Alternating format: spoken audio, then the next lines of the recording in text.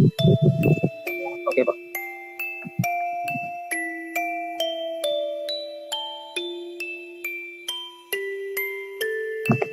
Sudah mulai kan?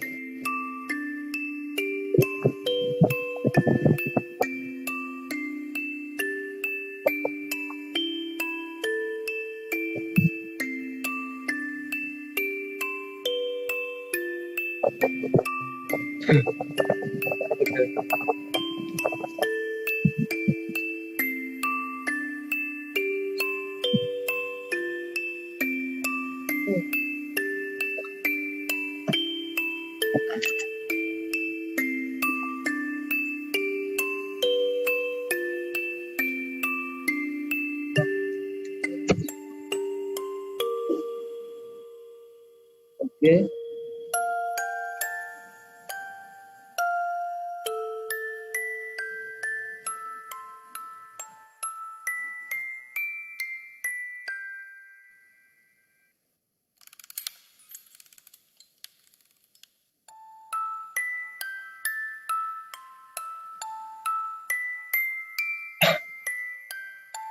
Sip.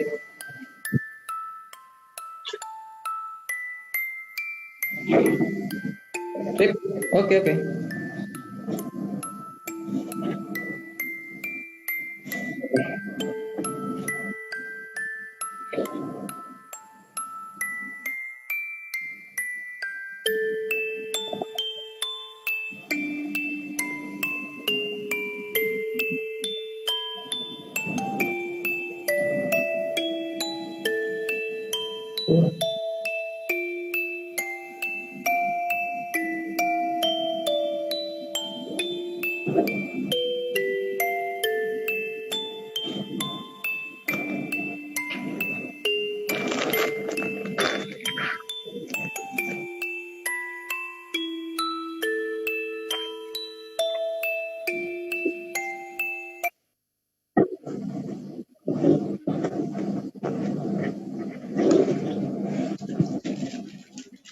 Loh, ternyata wajah saya tidak ada videonya ya. Aduh, kok jelek banget kayaknya. Bagus nggak pakai video malahan ya jadinya.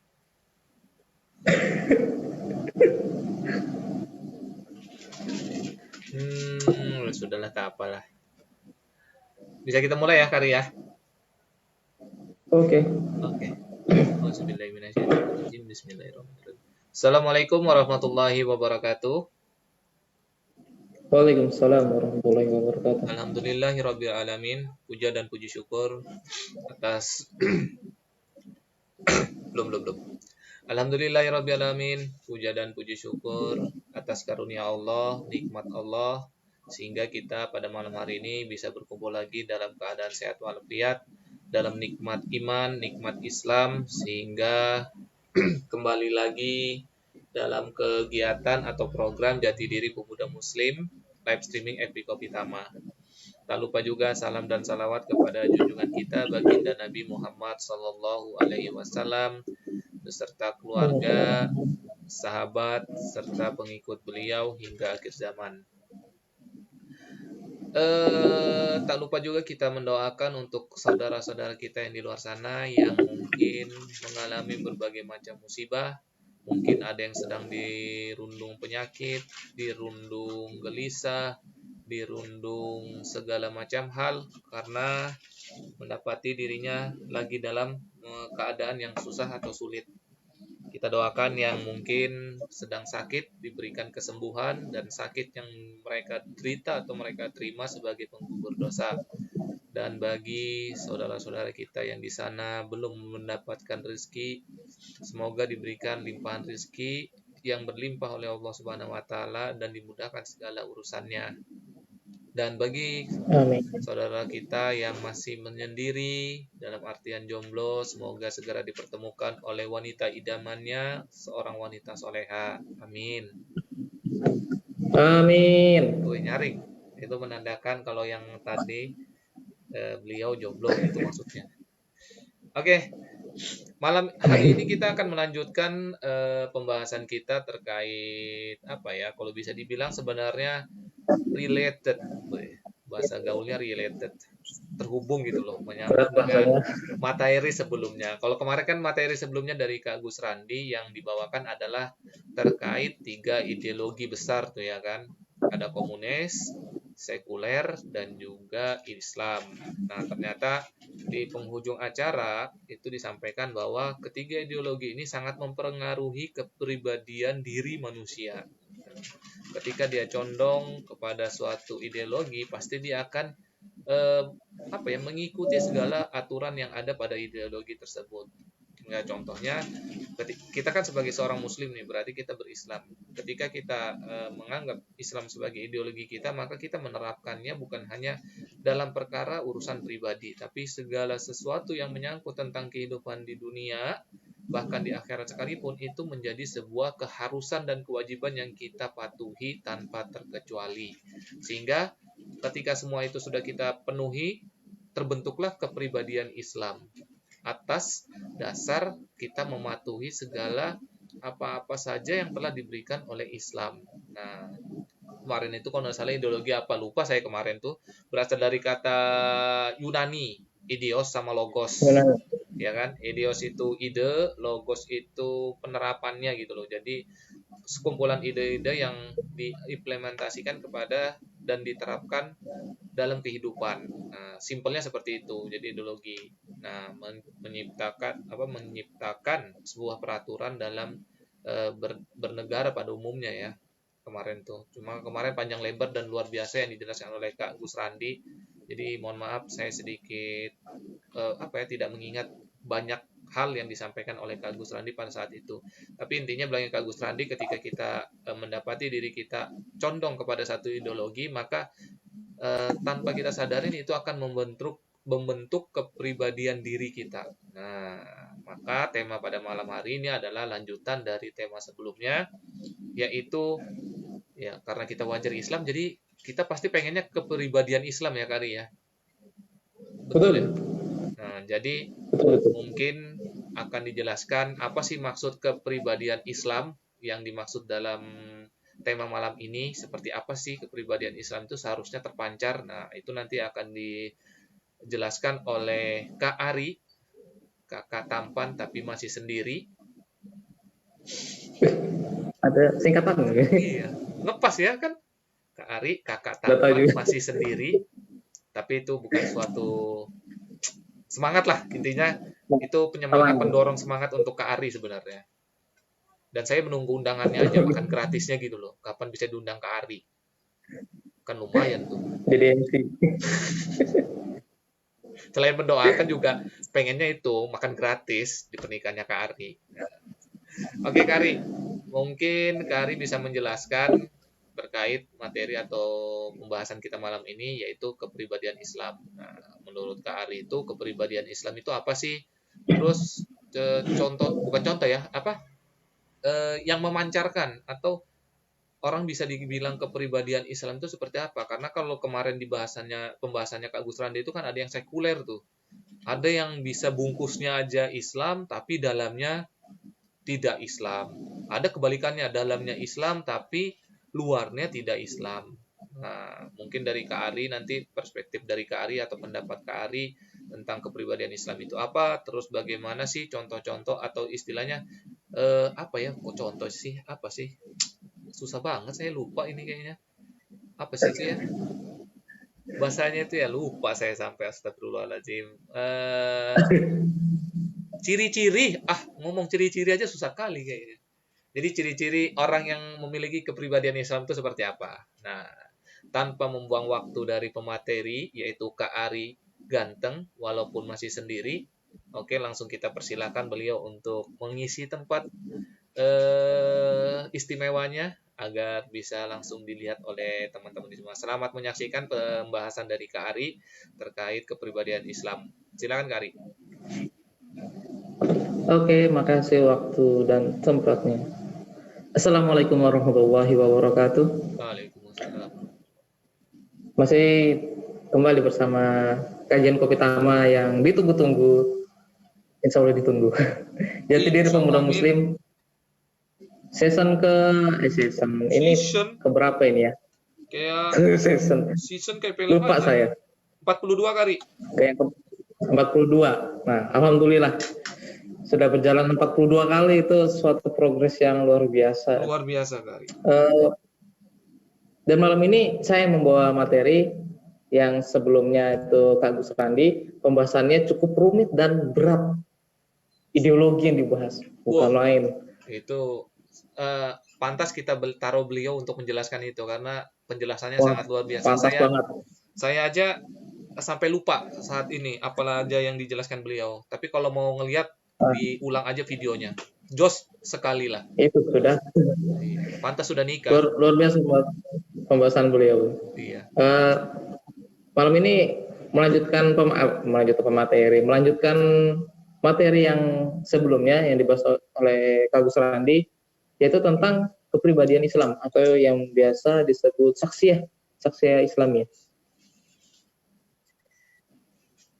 So, kita tidak lupa juga salat dan salam selalu kita curahkan kepada junjungan kita semua, Nabi besar Rasulullah SAW beserta keluarga, sahabat, dan umat beliau hingga akhir zaman. Karena dengan perantaraan beliaulah kita dapat merasakan nikmatnya iman Islam yang sampai sekarang ini kita bisa rasakan, dan semoga kita kelak menjadi pengikut beliau di akhirat, karena hanya beliau yang bisa memberikan kita syafaat. Amin. Apa yang kita bahas malam ini tentang saksiyah Islamiyah atau kepribadian Islam. Kenapa kepribadian Islam? Karena kepribadian Islam itu penting buat kita. Kenapa pentingnya? Tanpa kepribadian Islam itu kita itu ciri seorang Muslim itu tidak terlihat kalau misalkan kita dari kepribadian aja kita sudah bukan Islam. Ya, kepribadian Islam itu mencakup antara akliyah, pola berpikirnya, dan nafsiyah dan pola sikap. Tuh. Dari pembahasan sebelumnya itu dari 3 ideologi besar itu tadi disebutkan sama mukodimah dari Kak Sandy, mukodimah ya. Itu menyebutkan itu berpengaruh sama kepribadian kita. Bisa kita lihat sekarang gitu ya. Problem umat Islam. Problem umat Islam itu banyak banget. Karena apa? Karena mereka tidak memiliki kepribadian Islam. Ruhnya dia sebagai seorang Islam itu hilang. Kenapa? Masalah-masalah yang timbul itu padahal umat Islam itu banyak, tapi kualitasnya rendah. Seperti di dalam hadisnya Rasul itu seperti buih di lautan, banyak tapi nggak berguna. Tuh. Terus umat Islam sekarang itu tertinggal itu maksudnya itu kurang maju di bidang ilmu teknologi, terus ekonomi. Banyak umat Islam itu yang ekonominya terpuruk. Mereka kayak contohnya itu di daerah Afrika. Itu banyak umat Islam di sana. Tapi mereka mengalami kelaparan. Kayak contohnya di Yaman itu. Habis itu tertinggal sosial dan budaya. Mereka menjadi mengikuti budaya-budaya orang kafir. Terus mereka tertinggal juga tentang politik dan keamanan. Mereka tidak paham tentang politik. Banyak yang tidak paham tentang politik. Padahal politik itu penting. Kita harus belajar juga tentang politik. Itu pengaruh dari 3 ideologi tadi. Ideologi yang menghancurkan umat Islam. Habis itu dari segi keamanan jelas itu sangat berpengaruh. Begitu banyaknya saudara-saudara kita itu yang ditindas. Contohnya aja seperti saudara kita di Suriah dan di Palestina, banyak lagi di Rohingya, di Uighur, dan masih banyak lagi di daerah-daerah Eropa sana yang jadi Islamophobia. Tuh. Terus kerusakan yang terjadi di kehidupan kita juga. Contohnya, tanpa kita sadari, kepribadian Islam itu sangat penting. Mengapa penting? Itu kalau misalkan dia tidak memiliki kepribadian Islam, dia tidak memiliki pola pikir Islam, tidak memiliki hal haram ke dalam dia melakukan perbuatan, dia tidak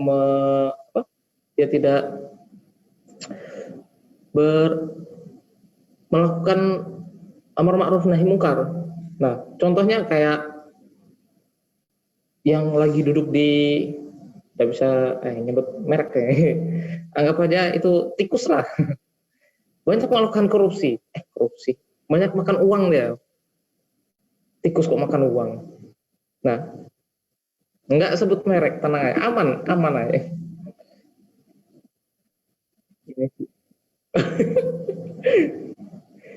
Itu mereka tidak memiliki pola pikir Islam. Ya mungkin dilihat KTP, KTP saya Islam. Tapi bagaimana dengan pola pikirnya? Bagaimana dengan akidahnya mereka? Apa mereka berpikir secara Islam? Enggak. Kalau misalkan dia berpikir secara Islam, enggak mungkin dia korupsi. Enggak mungkin dia memakan uang bukan haknya dia.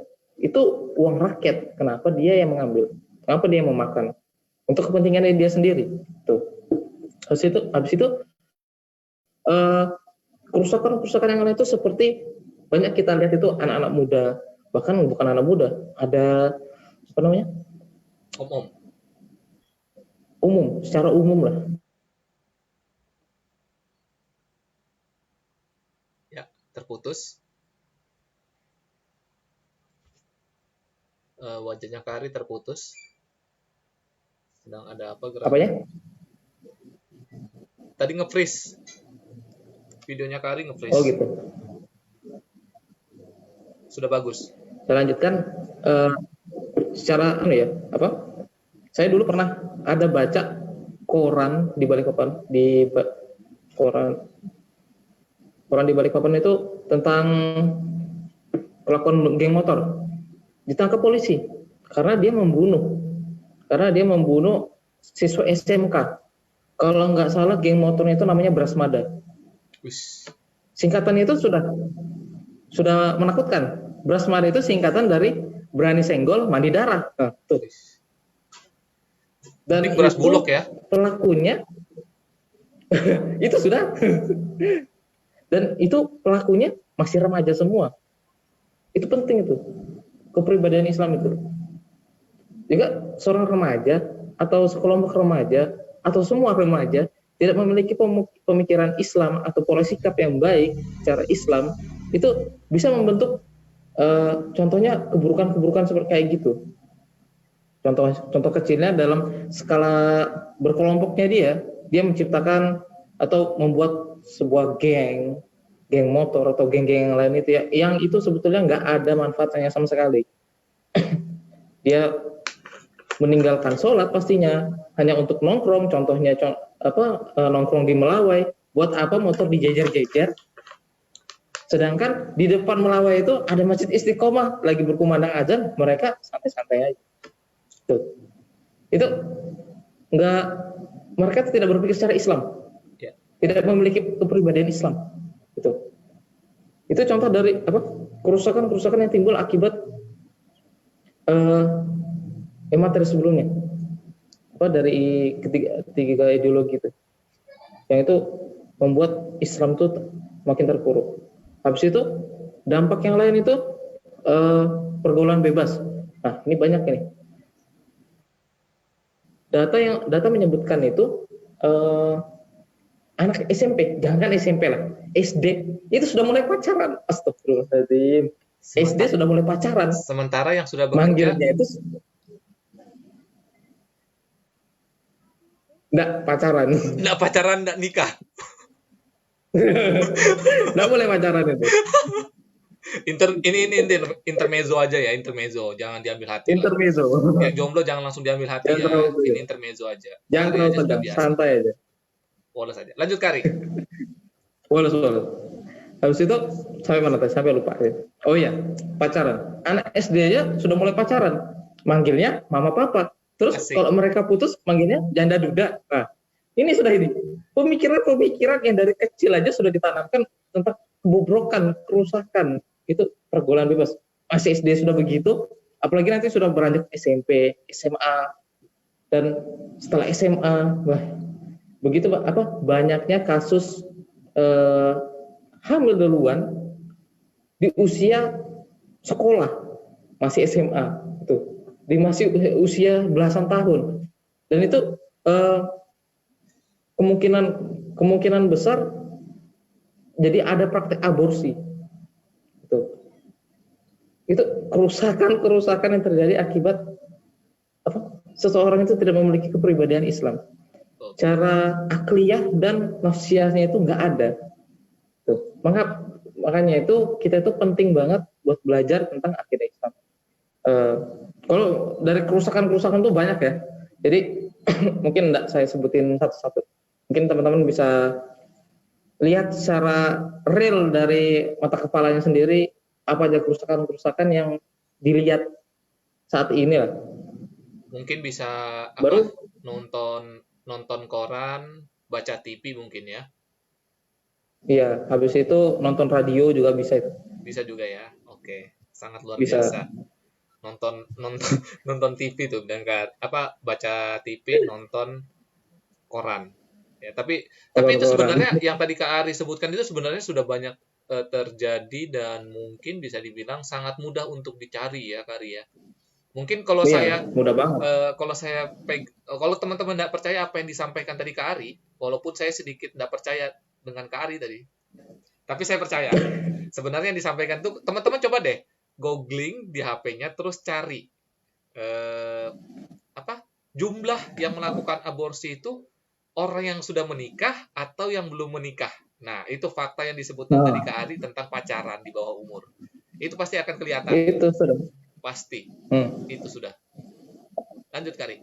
Nah, terus menurut teman-teman dari dunia maya dan dunia nyata, Wis, dunia goib pindah ya? Menurut dunia goib ya, dunia maya ini termasuk dunia goib karena kita tidak merabanya. Oh iya, goib ya. Semi goib kayaknya. Goib jadi. Semi goib.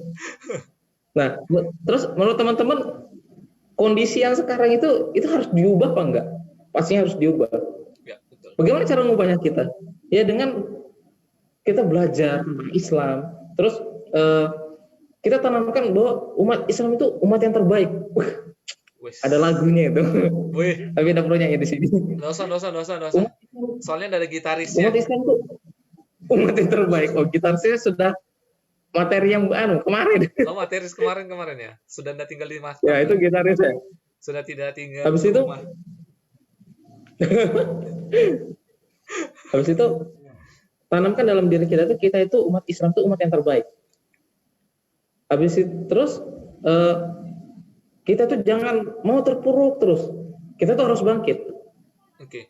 Karena apa? Karena kalau misalkan kita baca-baca Sirah Nabawi, bayangkan Islam itu pernah berjaya selama 1.300 tahun. 13 abad. 1.300 tahun ya? Iya, insya Allah 1.300 tahun. 1.400 ya? Iya. Bayangkan itu, dari secara keamanan terjamin. Dari ilmu teknologi, banyak penemu-penemu Islam, ilmuwan-ilmuwan Islam. Jadi nggak mungkin tertinggal ilmu teknologi. Dan penemuan-penemuan itu banyak dilakukan oleh umat Islam, oleh penemu-penemu Islam. Di bidang kesehatan, banyak. Nanti bisa dijelaskan sama pemateri selanjutnya. Iya, jangan Kak Ari semua ya. Iya. Tak kelar nanti. Iya. Tak kelar maka tak selesai. Bukan tak kenal kata sayang. Iya. Terus kelar maka tak selesai. Terus menurut teman-teman gimana umat Islam itu bisa bangkit? Caranya ada. Dengan membentuk kepribadian Islam yang tangguh. Tuh. Saya akan mengutip sebuah ayat dalam Al-Quran, yaitu Quran Surah Ali Imran ayat 110. Yang mana artinya kamu adalah umat yang terbaik. Nah, di dalam ayat ini sudah disebutkan kalau kita itu umat yang terbaik loh. Terus yang dilahirkan untuk manusia, menyuruh kepada yang ma'ruf dan mencegah dari yang mungkar. Dan kalian itu beriman kepada Allah. Itu Quran surah Ali Imran ayat 110. Oke. Terus apa maksud dari kepribadian? Makna kepribadian itu? Kepribadian itu nggak ditentukan sama kita berpakaian seperti apa, habis itu bentuk tubuh kita itu seperti apa, terus harta kita itu banyak atau enggak, baru sifat dasar kita itu seperti apa. Cuma kalau misalkan dari kepribadi, orang menilai kepribadian itu misalkan dari pakaian. Dia pakai gamis, pakai jubah, terus dia, masya Allah, alim banget. Dia mungkin seorang kiai atau ulama. Dan ternyata dia cuk larinya ke diskotik. Wah, enggak, itu salah sudah itu. Kalau misalkan dari bentuk tubuh, maksudnya kalau dari bentuk tubuh, kita tuh lahir tuh nggak bisa memilih kita tuh mau bentuk tubuh seperti apa. Jadi ya apa yang Allah kasih ya kita harus bersyukur lah. Itu nggak bisa jadi patokan kepribadian seseorang dari melihat dari fisik kita aja. Kalau misalkan apalagi dari harta atau kekayaan.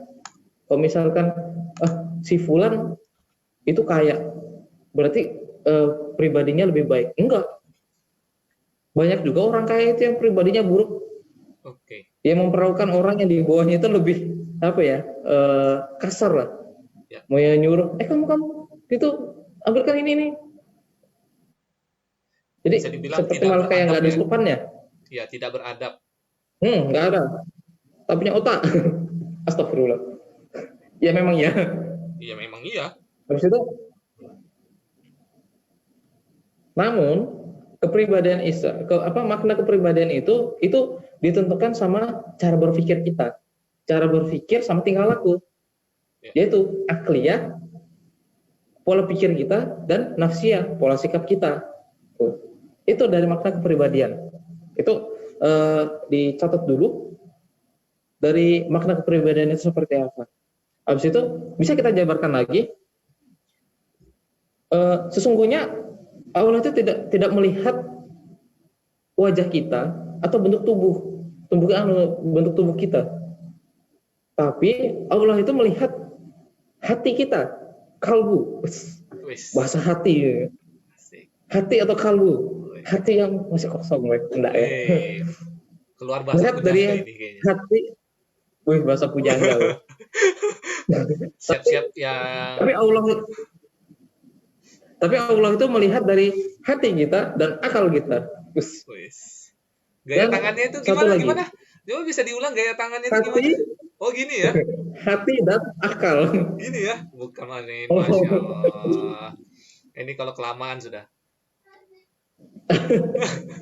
Jadi Allah itu melihat dari hati atau kalbu kita dan akal. Dan satu lagi dari perbuatan kita.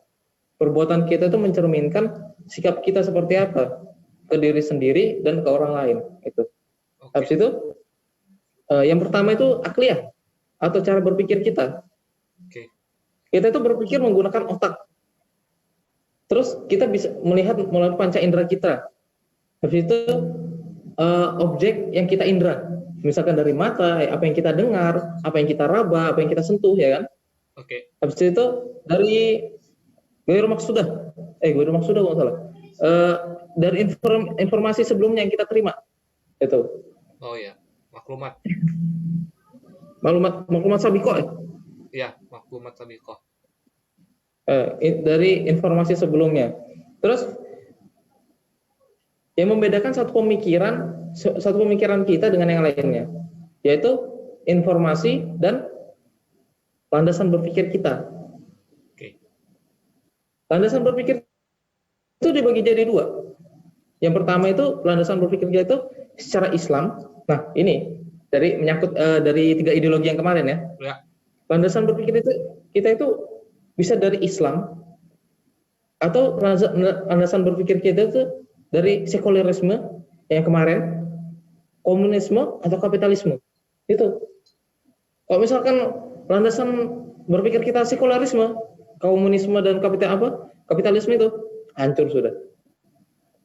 Kita bisa lihat kerusakan-kerusakan yang tadi itu, yaitu akibat dari yang tadi itu, dari sekulerisme. Apa itu sekulerisme? Sudah dibahas sama Kak Gus Randi kemarin itu, bahwa sekulerisme itu pemisahan antara kehidupan dan agama. Jadi agama, kehidupan. Jadi nggak usah dicampur aduk. Nah, akibatnya itu sudah banyak korupsi, banyak free sex, banyak perbuatan-perbuatan yang tidak berpikir secara Islam. Tuh. Itu akibat dari landasan berpikir yang salah. Terus bagaimana dengan landasan berpikir secara Islam? Landasan berpikir kita itu, kita berpikir bahwa kitabullah, Al-Quran itu wahyu dari Allah. Dan sudah disebutkan sama Kak Gus Randi kemarin itu bahwa tidak ada keraguan di dalamnya. Kitab Al-Quran itu petunjuk bagi kita. Jadi kita tinggal mengikuti apa yang ada di dalam Al-Quran dan kita menerapkan apa yang ada di dalam Al-Quran itu. Jadi nggak usah kita cari-cari yang lain.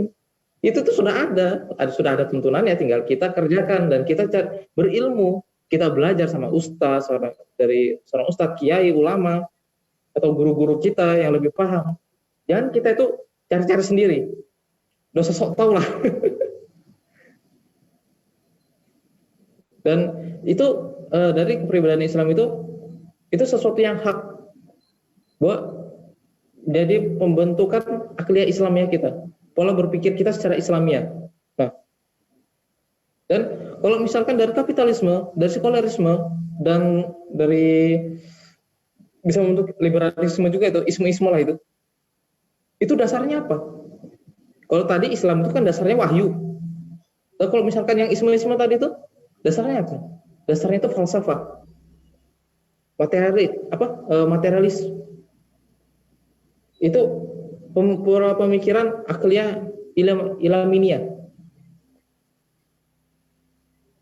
Terus pengertian akliyah, pengertian dari pola berpikir kita itu bahwa pengertian akal atau pemikiran kita atau kesadaran, banyak sebutannya ini kalau akliyah ini, pemikiran atau kesadaran. Ya kita karena melakukan itu karena dengan sadar. Kalau nggak sadar, kita lagi ngelindur kayaknya. Tidur kayaknya. Akliyah itu artinya itu cara yang digunakan untuk memikirkan dan memahami sesuatu. Itu. Jadi kita memang kita berpikir menggunakan otak, kita menggunakan akliyah kita, pola pikir kita dengan otak. Habis itu kita indra. Terus bagaimana dengan faktanya, informasi yang sudah kita dapat, terus kita implementasikan atau diikat dan menjadi, tapi itu berdasarkan, kalau dalam Islam itu berdasarkan akidah yang kita punya. Itu nanti menghasilkan akliyah Islamiyah.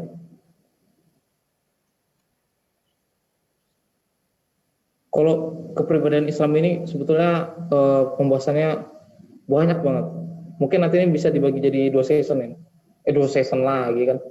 2 part, wes. 2 part, 2 season. Kayaknya habis nonton film drama kah, habis nonton sinetron kah kali ini. Kok agak sedikit bawa season, part, ya kan? Ini kayak terus apa lagi nih ya? Kalau itu dari akliyah, Oke. dari akliyah kita ya. Itu akliyah ya, kita stop dulu. Tadi teman-teman sudah paham kan? Berarti akliyah itu pola pikir ya. Apa yang kita pikirkan. Nah, kalau ini kan tadi belum ke nafsiyahnya ya. Abis ini nafsiyahnya kan?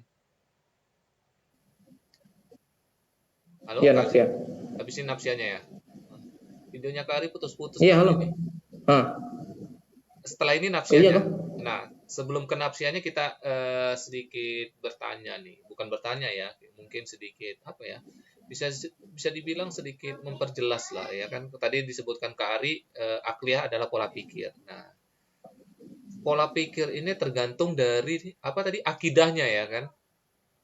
Iya. Nah, terus kalau ditanya lagi mendapatkan akidah tersebut, memikirkan akidah tersebut berarti butuh pola pikir juga kan? Iya. Nah, sekarang kalau ini misalnya ya, misalnya kalau teman-teman yang mungkin mendapati kebingungan, mendapatkan sebuah ya mudahan aja tidak ada pertanyaan dalam benak diri mereka, itu tidak ada pertanyaan mana yang lebih dulu mendahulukan pola pikir kita atau akidah kita. Sementara akidah itu harus didapatkan dengan pola pikir yang secara jelas ya kan, kalau bisa dibilang lah ya. Nah, tapi tadi diperjelas oleh Kak Ari, sebenarnya pembahasannya itu ada di hari Senin kemarin yang dijelaskan oleh Kak Gus Randi. Nah, bagaimana kalau kita sebenarnya kalau mau dipikirkan untuk berakidah aja kita harus mikir ya, simpelnya begitu kan Kak Ari ya. Iya. Intinya kan begitu. Nah, tergantung dari bagaimana cara teman-teman itu memikirkan akidah mana yang lebih tepat. Nah, seharusnya kalau tadi bilangnya Kak Ari itu kan dibilang kalau dia seharusnya Islam, ya seharusnya akidahnya Islam. Tapi kenyataannya pola pikirnya kebanyakan contoh-contoh yang tadi sudah diberikan Kak Ari yang apa beras bulog itu kan, yang gerobak beras bulog itu. Nah, itu aja kan kalau bisa Iya. dibilang walaupun mayoritas mungkin kalau di sensus mungkin banyak muslimnya ya kan.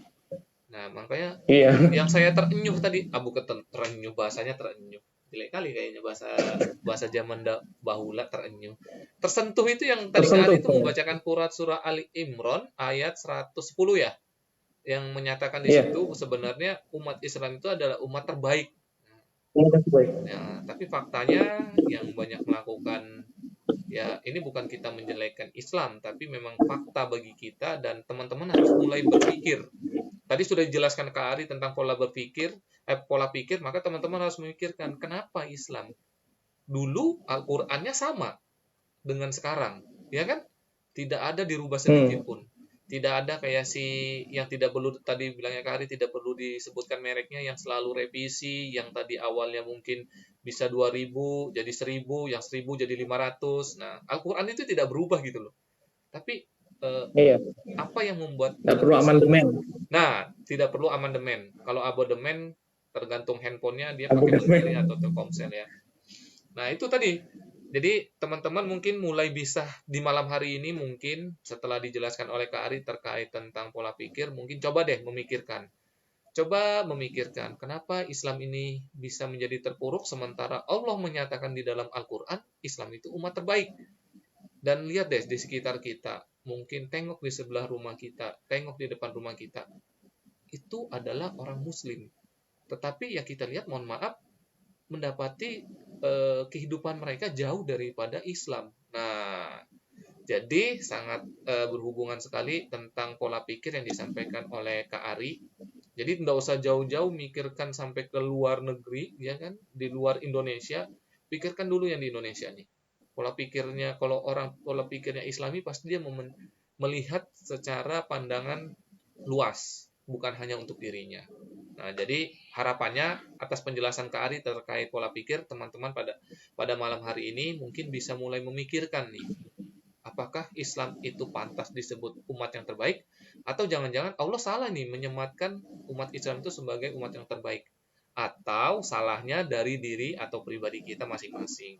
Nah, itu mungkin ya penjelasan sedikit tambahannya terkait supaya teman-teman bisa mulai memikirkan sebenarnya kita mau kemana nih, mau ke Islam, komunis, sekuler gitu. Lanjut Kari. Nah, itu tadi pembahasan pertama itu tentang akhliyah Islamiyah. Jadi bagaimana sikap kita sebagai seorang Muslim? Jadi setiap Muslim itu wajib memiliki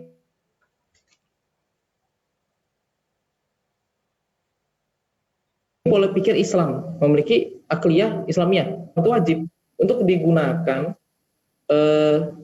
menilai seluruh konsep kehidupan kita, baik itu di bidang politik, di bidang ekonomi dan lain-lainnya. Itu penting. Itu buat kita. Jadi pembahasan dari akhliyah itu seperti itu.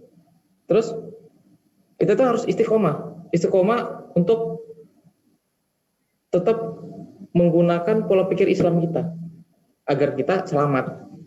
Kalau misalkan kita punya pola pikir yang lain, nggak selamat kita, matilah kita, tersesat. Habis itu dari pola pikir Islamiyah atau akliyah kita. Dan yang kedua ini kita bahas tentang nafsiyah, singkat, padat, jelas. Terus ini tentang pengertian nafsiyah. Nafsiyah itu tolak ukurnya itu kalau dalam syariat Islam itu halal dan haram. Terus maslahat hakiki, konsisten atau tidak berubah. Terus universal, pasti benar, dijamin benar, dan mendatangkan kebahagiaan dunia akhirat. Itu dari syariat Islam. Kalau dari maslahatnya kalau misalkan kita menerapkan pola pikir Islam,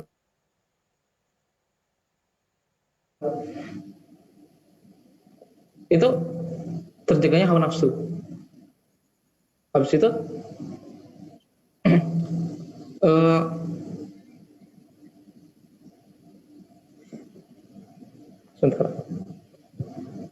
sebentar ya.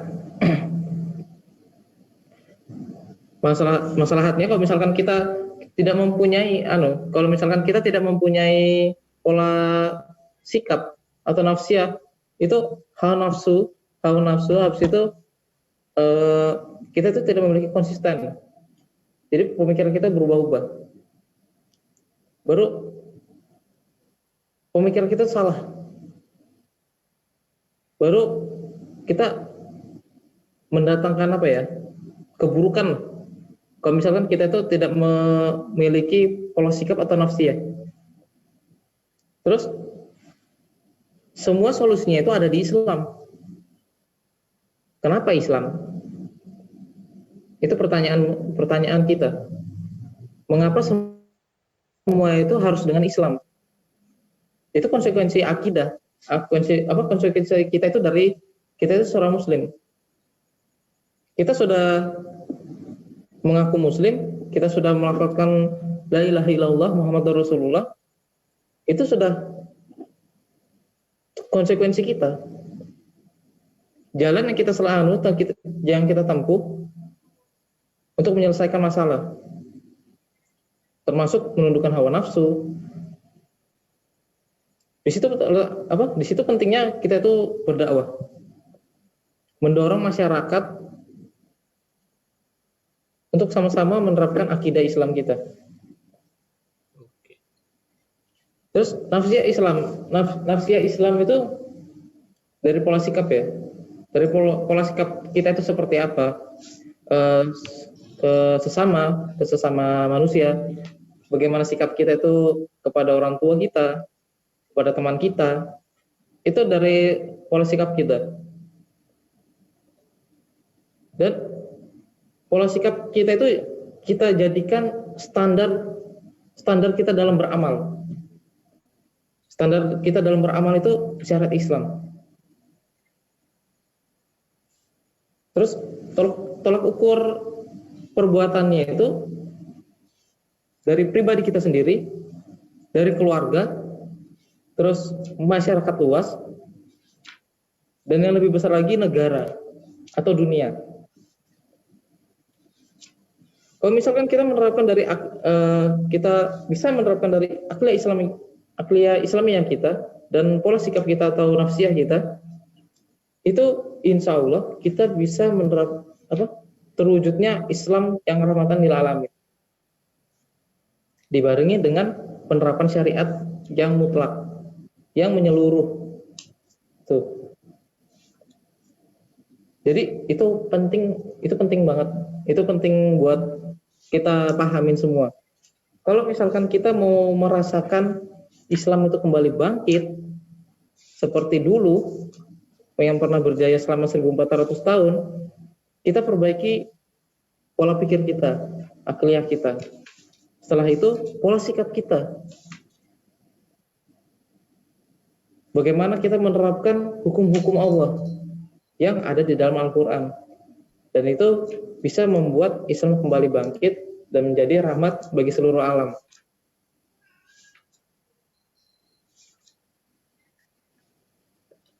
Terus dari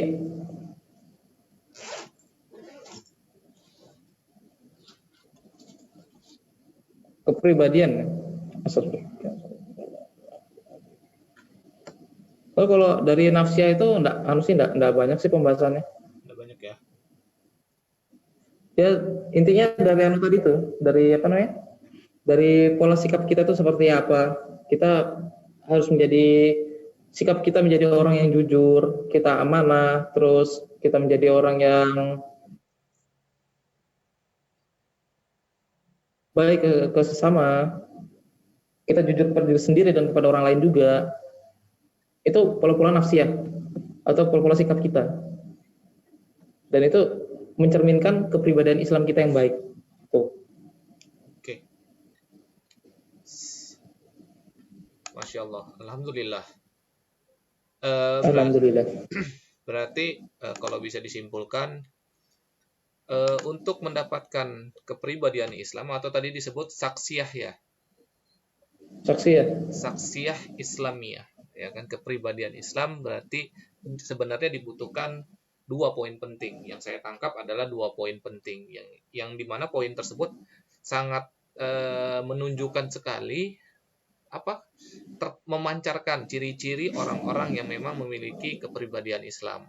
Yang tadi yang pertama disebutkan oleh Kari adalah akliyah, yaitu pola pikir, nafsiyah dan adalah pola sikap. Nah, tapi yang patut diwaspadai, kalau bagi saya ya patut diwaspadai, jangan sampai kita mendahulukan dari kedua poin ini. Maksudnya, saya mau fokus kepada pola pikir nih. Jadi berpikir terus, menggali berbagai macam ilmu pengetahuan, tapi cara bersikap, nah tadi yang ada disebutkan ke Ari itu tidak memiliki adab, tidak beradab, nah kan bisa jadi karena kebanyakan bisa jadi orang yang bisa jadi kita terlalu banyak menuntut ilmu, mencari ilmu dan sebagainya, akhirnya kita jadi orang yang nauzubillah min dzalik ya, sombong terhadap ilmu yang kita miliki. Banyak hal yang kita dapat pikirkan, banyak hal yang bisa kita selesaikan permasalahannya dengan pola pikir kita yang cemerlang, ya kan? Tetapi sikap kita sendiri itu justru tidak memancarkan atau tidak memperlihatkan ciri-ciri daripada Islam. Ya, kalau tadi seharusnya selaras ya. Ketika teman-teman sudah paham tadi yang dijelaskan oleh Kari, jadi cukup kalau saya simpelkan adalah ingin memiliki kepribadian Islam, maka perbaikilah pola pikir dan perbaikilah pola sikap. Kedua komponen tersebut, kedua poin ini tidak bisa dikompromikan. Maksudnya dalam artian gini, saya mau pola pikir aja nih, tapi tidak mau fokus kepada pola sikap. Atau sebaliknya, saya mau fokus ke pola sikap nih, tapi tidak mau ke pola pikir. Nah, ada baiknya yang memang harus kita ketahui adalah kedua poin tersebut harus berjalan selaras. Ketika pola pikir kita, misalnya nih contohnya saya pola pikir saya terkait tentang sains, ya kan, maka pola sikap saya terhadap pengetahuan, saya harus menghormati ilmu yang saya dapat, gitu. Terutama saya harus menghormati guru saya, ustadz saya. Nah, itu harus menjadi selaras. Karena memang kalau bisa dibilang gini ya, bukan mungkin ya, sudah pasti ya, sahabat itu pasti memiliki kepribadian Islam, ya kan? Dan itu tidak mungkin tidak ada pada diri sahabat, ya kan? Coba bayangkan, adakah sahabat itu yang memiliki pemikiran yang cemerlang, pola pikir yang luar biasa, tetapi di samping itu dia memiliki pola sikap yang tidak baik? Jawabannya tidak. Karena sahabat pada saat itu bukan menjalankan, mungkin dia paham ketika kita memperbaiki pola pikir kita secara Islami, maka pola sikap itu harus juga diperbaiki secara Islam, bukan hanya satu sisi. Karena pola pikir dan pola sikap itu ibaratnya bukan koin yang memiliki dua mata yang berbeda. Kalau bisa dibilang sih bahasa kerennya itu mungkin nggak tahu lah bahasa kerennya apa, saya juga bingung. Intinya pola pikir dan pola sikap bukan seperti dua mata koin yang selalu berseberangan, tapi seharusnya dia itu ibarat apa ya? Sepasang sepatu atau sepasang telinga, sepasang mata yang memang harus selaras jalannya. Nah, jadi teman-teman, apa yang telah disampaikan oleh Kak Ari tadi barusan adalah cukup bukan cukup dikatakan mudah juga tidak, dikatakan sulit juga tidak, karena kalau tadi teman-teman mendengarkan Kak Ari, yang terpenting adalah bagaimana kita menjadikan pola pikir dan pola sikap kita tertuju kepada aturannya Allah, yaitu wahyunya Allah berupa Al-Quran. Nah, itu poinnya yang terpenting. Maka insya Allah pola pikir yang kita hasilkan, pola sikap yang kita hasilkan, itu tidak akan terlepas jauh-jauh dari apa yang telah Islam berikan. Ya, maksudnya dalam artian yang telah diatur oleh Islam. Nah, seperti itu. Jadi bisa dibilang cukup simpel sih ya Kak Ari ya. Kalau mau pengen punya kepribadian Islam, perbaiki pola pikir, pola sikap dengan cara apa? Ikuti segala aturan yang ada di Al-Quran dan As-Sunnah. Maka insya Allah teman-teman itu akan mendapati dirinya memiliki kepribadian Islam secara utuh. Nah, itu simpelnya. Bahasa simpelnya, bahasa mudahnya, dan bahasa tidak sulitnya. Gitu.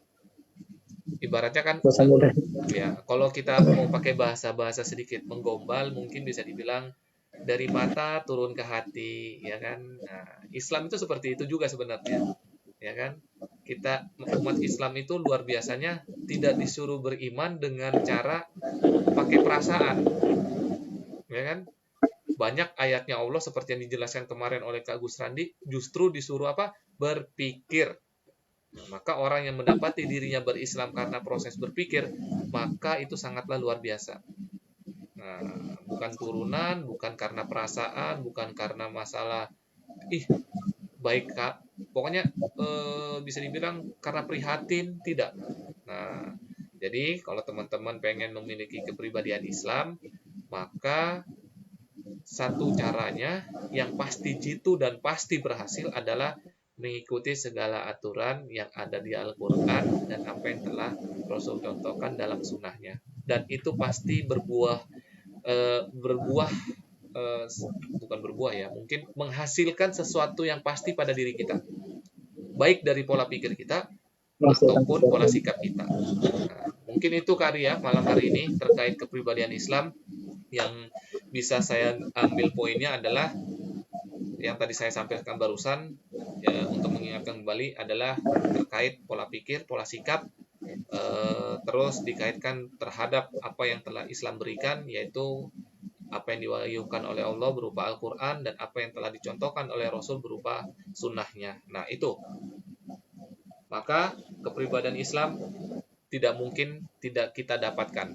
Justru pasti akan kita dapatkan dengan mudah. Itu aja mungkin penutup dari saya. Mungkin dari Kak Ari ada sedikit tambahan atau sedikit pesan dari Ari Teguh. Ari Teguh. Ya, dari kepribadian Islam ini, apalagi kita sebagai seorang pengemban dakwah dan teman-teman yang harus menjadi seorang pengemban dakwah juga, karena dakwah itu mudah. Kita hanya menyampaikan kebenaran kepada orang lain dan kita mendapatkan kebaikan itu juga. Tuh, orang mendapatkan kebaikan dan kita mendapatkan kebaikan juga. Dari kepribadian Islam ini sebagai seorang pendakwah, bukan seorang pendakwah ya, sebagai seorang pengemban dakwah, orang kita atau orang-orang yang mengemban dakwah, bisa dibilang memiliki kepribadian Islam kalau dia terlibat dalam dakwah tersebut untuk tegaknya kembali Islam, izul Islam wal muslimin. Dari semua indikator itu, dari kepribadian Islam itu harus ada pada diri kita semua secara utuh. Kalau misalkan setengah-setengah kita ambil, itu bisa menjadikan kepribadian Islam itu kita nggak utuh.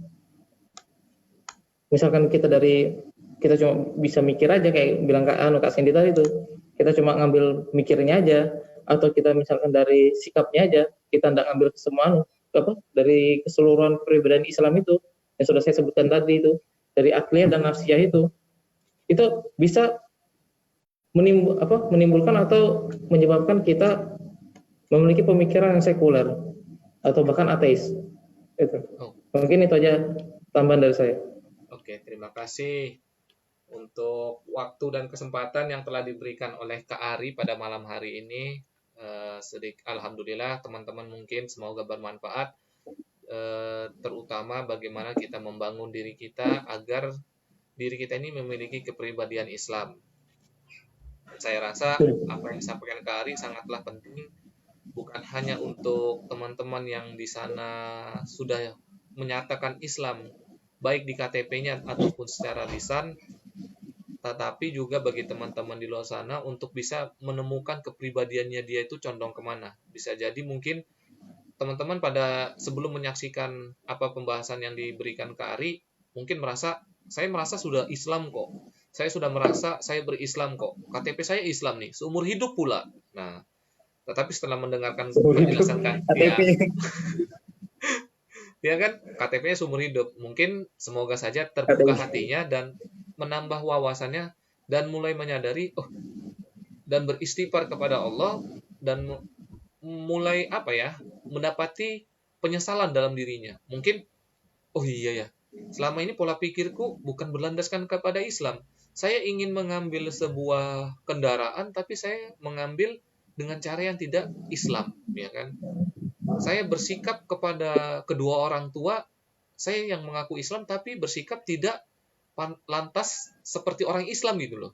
Nah, semoga apa yang disampaikan Kak Ari ini membuka wawasan, terutama bagi teman-teman di luar sana dan juga bagi kami sendiri, tim Kopi Tama, agar kedepannya terus bermuhasabah dan mengintrospeksi diri agar bisa menyampaikan sesuatu yang memang telah kami jalani dan telah kami lakukan, agar bisa dibilang apa yang kita sampaikan bukanlah sebuah omdo, ya kan, omong doang. Kami sudah menjalankan dan kami menyampaikan kepada teman-teman untuk bergabung, merasakan kebahagiaan menjadi seorang muslim sejati, ya kan, gitu loh. Oke, mungkin itu aja dari saya dan Kak Ari pada malam hari ini. Sekali lagi terima kasih atas waktu dan kesempatan yang telah diberikan kepada Kak Ari pada malam hari ini. Semoga apa yang disampaikan menjadi amal terbaik di sisi Allah Subhanahu wa taala dan juga menjadi sebuah pelajaran atau muhasabah bagi diri kita semua, bukan hanya teman-teman yang sedang menyaksikan live streaming, tapi yang terpenting menjadi pelajaran dan bahan muhasabah, introspeksi diri bagi teman-teman Kopi Tama, agar kedepannya itu bisa memperbaiki, baik secara pemikiran ataupun secara bersikap. Dan juga mohon maaf jika ada salah kata dan apa yang mungkin disampaikan mendapati suatu kebingungan bagi teman-teman untuk mencernanya. Dengan itu kami mengajak teman-teman di luar sana untuk bergabung kepada Kopi Tama, ya kan, agar mendapatkan penjelasan atau pencerahan yang lebih mendalam terkait segala materi yang telah diberikan oleh tim Kopi Tama dalam program Jati Diri Pemuda Muslim. Jika ada salah kata, baik yang disengaja dan tidak disengaja, mohon dimaafkan karena sesungguhnya kesalahan berasal dari kami semua, karena kebenaran hanya milik Allah dan Rasul-Nya semata. Terima kasih. Itu aja dari saya dan Kak Ari. Billahi taufiq wal hidayah. Wassalamualaikum warahmatullahi wabarakatuh. Waalaikumsalam warahmatullahi wabarakatuh. Mai masjid? My adventure. Terima kasih Kak Ari. Oke.